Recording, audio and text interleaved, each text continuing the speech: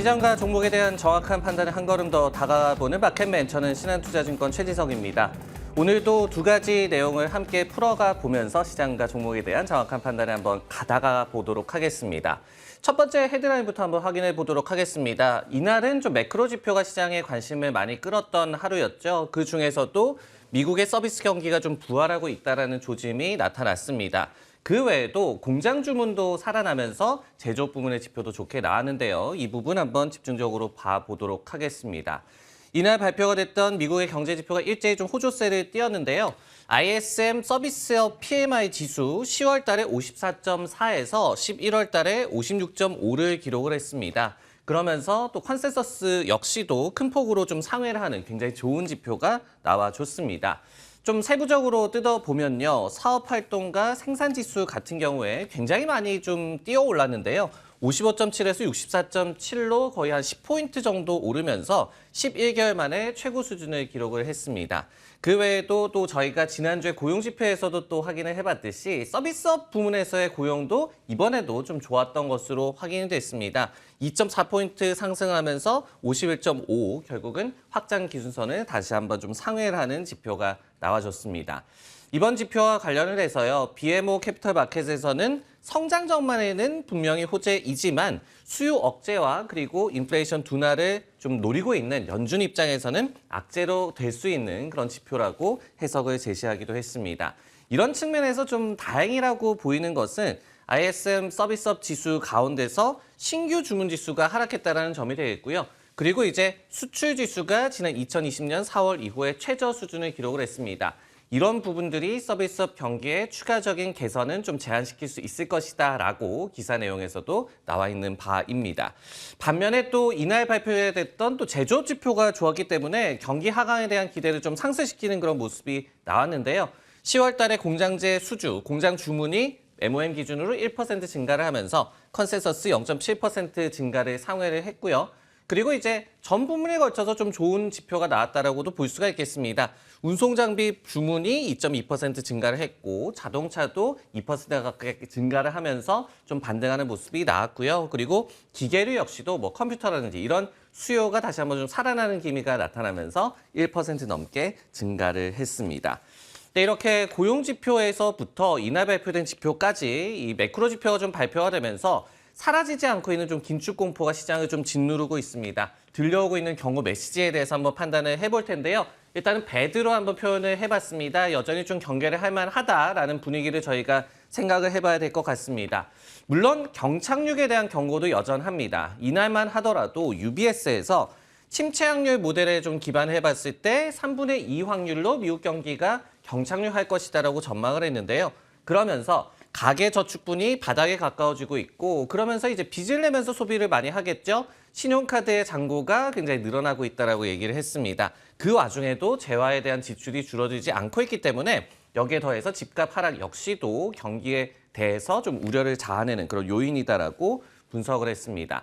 하지만은 그렇다고 해서 긴축에 대한 긴축 노선에 대한 좀 약화의 의미는 또 아니다. 이렇게 좀 볼 수가 있겠는데요. 이날만 하더라도 도이치방크에서 이런 분석을 제시를 했습니다. 지난주의 고용 지표는 인플레이션 서프라이즈 가능성을 입증을 한다라고 얘기를 했습니다. 그러면서 시장에서도 연준의 금리 인상 속도 조절에 대해서 과도하게 기대를 하고 있다라고 분석을 하기도 했습니다. 이렇듯이 과도한 긴축 완화에 대한 기대감은요, 다른 지표에서도 또 나타나고 있습니다. 골드만삭스에서 금융환경지수라는 것을 좀 산정을 하는데요. 지난주에 19.1 베이시스 포인트, 한 16% 정도나 하락한 99.71을 기록을 했다라고 합니다. 그리고 인플레이션 조정을 좀 가했을 때는 거의 20% 가깝게 이 금융환경지수가 하락을 했다라고 해요. 그만큼 금융환경이 좀 완화가 됐다라는 시그널로 받아들일 수 있는 그런 지표가 되겠는데 제롬 파월 연준 의장이 수차례나 금리 인상이 금융 환경을 좀 긴축을 시키고 그럼으로 인해서 경제 활동가 그리고 인플레이션 하강을 시킬 것이라는 논리를 좀 강조를 해왔기 때문에 이런 금융 환경의 완화 기미는 이런 측면에서 봤을 때는 시장의 좀 악재로 이날에 좀 끌어내렸던 요인으로 작용할 수밖에 없었다라고 볼 수가 있겠습니다. 네, 이번엔 종목과 관련한 헤드라인 한번 확인해 보도록 하겠습니다. 역시 또 시장에 관심 많이 끌었던 테슬라 관련된 뉴스를 준비를 해봤는데요. 상하이에서의 생산 감축, 감산을 할 수 있을 것이라는 보도에 테슬라의 주가가 급락했다는 부분 자세하게 살펴보도록 하겠습니다. 블룸버그에서 이제 기사가 나왔죠. 테슬라가 이르면 이번 주에 상하이 공장에서의 감산을 시작을 할 것이다. 그러면서 규모는 10월 달과 11월 달에 풀 캐파를 좀 내놓고 봤을 때 한 20% 정도 생산을 감축할 것이다라고 보도를 했습니다. 그러면서 이번 결정이 테슬라 측에서 중국 시장에 대한 단기 퍼포먼스를 좀 분석하는, 평가하는 과정에서 이루어졌다라고 얘기를 했고요. 즉, 수요가 부진할 것으로 예상이 되기 때문에 생산을 감축할 것이다라는 뜻이 되겠고, 반대로 수요가 또 반대를 한다면은 또 생산을 늘릴 여지도 있을 것으로 보이고 있는 상황입니다. 해당 보도가 전해지자 테슬라의 주가가 장중에 약 한 7%까지 낙폭을 좀 키우기도 했었죠. 근데 사실이라고 한다면은 테슬라가 처음으로 자발적으로 상하이 공장에서의 감산에 나서는 것이다라고 저희가 볼 수가 있겠습니다. 그간에도 뭐 생산 차질은 종종 있었죠. 하지만은 뭐 중국의 코로나19 관련된 봉쇄 조치라든지 아니면은 또 공급망 자체의 차질 때문에 피치 못하게 이렇게 생산을 감축했던 것이고 자체적으로 생산을 조절했던 그런 경험은 상하이 공장에서는 그간 없었습니다. 블룸버그에서는 또 이렇게 얘기를 하고 있었습니다. 최근에 뭐 가격 인하도 했고요. 그리고 보험 보조금 등의 인센티브도 많이 주고 있고 또 인도 시간도 전체적으로 좀 단축이 됐습니다. 상하이 공장에서의 캐파가 많이 늘어났기 때문인데요. 그런데 이런 부분들이 결국은 수요가 공급을 따라잡지 못하고 있다는 점을 입증하고 있다라고 분석을 또 제시하기도 했습니다. 이렇게 내용을 한번 살펴봤고요. 그렇다면은 과연 테슬라 차에 대한 수요가 정말로 꺾인 것인가 한번 판단을 내려보도록 하겠습니다. 쏘쏘라고 있다는 표현을 좀 해봤는데요. 차근차근 설명을 해드리도록 하겠습니다. 우선 테슬라 측에서는 이번 보도를 좀 반박을 했어요. 그러면서 로이터 측에 사실이 아니다라고 분석을 또 제시를 했고요. 그리고 상하이 증권뉴스에서 이 인용한 소식통에 따르더라도 잘못된 정보이다라고 지금 테슬라 측에서는 해명을 하고 있는 그런 상황입니다.